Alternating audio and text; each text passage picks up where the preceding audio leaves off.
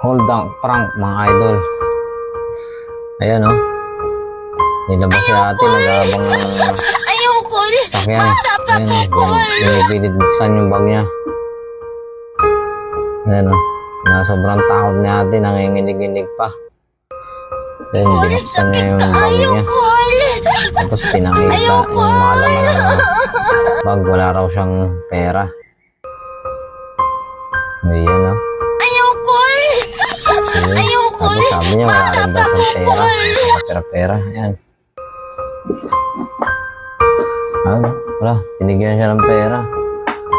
Sobrang gulo siguro ng isip niya. Hindi niya na alam kung ano nangyayari. Ayan o. Sabi niya daw laman yung bag niya. Charger lang. Ayan o. Yung cellphone niya. Ayan o.